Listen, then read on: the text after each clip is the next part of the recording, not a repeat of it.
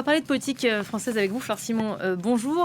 Bonjour Et de Isabelle. comment les partis s'organisent en vue de la présidentielle. C'est vrai que le temps approche. On est à moins d'un an maintenant du grand scrutin.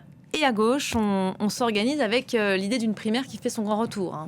Le grand retour de la primaire, c'est Olivier Faure, le patron du PS, qui prône pour une primaire de la gauche hors LFI depuis des mois et des mois, et ça ne marche pas. La plupart y sont opposés au sein de son parti.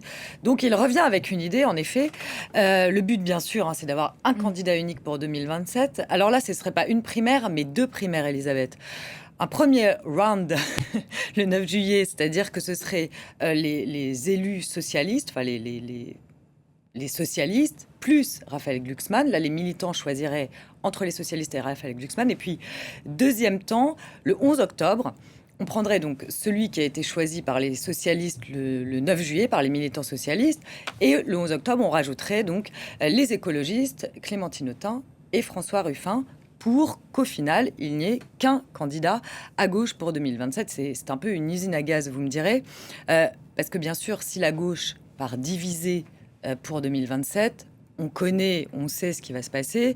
Il n'y aura certainement pas de candidat de gauche au second tour, et ce sera évidemment la défaite. Sauf que jusqu'à maintenant, Elisabeth, alors aucun n'a réagi, les principaux intéressés n'ont pas réagi.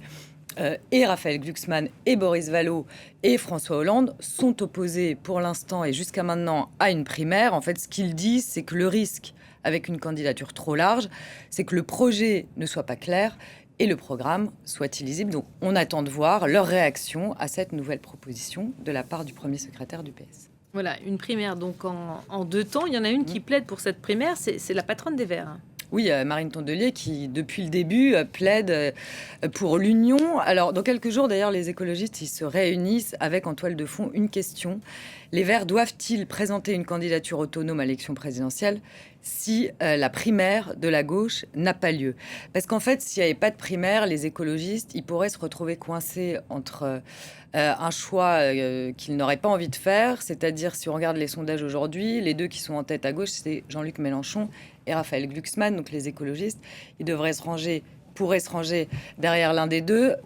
Jean-Luc Mélenchon, au sein du parti, il y en a qui le trouvent trop clivant. Et puis Raphaël Glucksmann, pour le coup, trop de centre-gauche. Donc vous voyez que ces 2 options ne contentent en réalité personne. Il y a les seuls, que s'il n'y a pas de primaire, que Marine Tondelier décide quand même d'y aller. Le risque là, c'est que si elle est très bas dans les sondages, imaginons en janvier ou février, que finalement elle ne pèse pas et que si elle se range ou s'allie derrière le candidat de la gauche, quel qu'il soit, Mélenchon ou Glucksmann, finalement elle n'obtienne pas grand-chose. Donc on imagine que la patronne des Verts, elle va pousser, plaider et argumenter pour que cette nouvelle forme de primaire ait lieu, donc dont le première étape aurait lieu le 9 juillet. Bon, vous parlez d'usine à gaz, on voit quand même qu'à gauche ça s'annonce déjà très compliqué, mais niveau cohésion, à droite, on fait pas mieux. C'est pas mieux, en effet, Elisabeth. Alors bon, pour l'instant, c'est Bruno Retailleau, le candidat des Républicains à droite. Il a été choisi par les militants il y a quelques semaines, mais les ambitions au sein des Républicains, elles sont quand même en train de mûrir chez certains cadres. Et puis, il y a la preuve que Bruno Retailleau n'est pas forcément soutenu au sein du parti. Il fait un meeting le 20 juin prochain et on sait déjà que ni Laurent Wauquiez, chef de file des députés LR, ni Xavier Bertrand, président de la région Hauts-de-France, ne se rendront à ce meeting. Parce que Laurent Wauquiez, il plaide toujours, lui, pour une primaire à droite, qui irait d'Édouard Philippe à Sarah Knafo. Bon, ça ne veut pas dire, d'ailleurs, il pourrait d'ailleurs éventuellement être candidat dans cette primaire. Hier, il a donné un entretien à l'AFP et il s'est dit inquiet des sondages. Il a estimé qu'aucun candidat n'avait plié le match à droite. Et il craint que la machine à perdre ne soit déjà enclenchée. C'est dire. Xavier Bertrand, on en parlait, président des Hauts-de-France, lui, il prépare sa candidature, il est déjà en campagne. Toutes les semaines, il fait un déplacement, etc. Donc vous voyez que à droite et à gauche, c'est pour l'heure le grand flou. Il n'y a pas de leader clairement identifié. On est à 11 mois de la présidentielle. Évidemment que les choses vont bouger.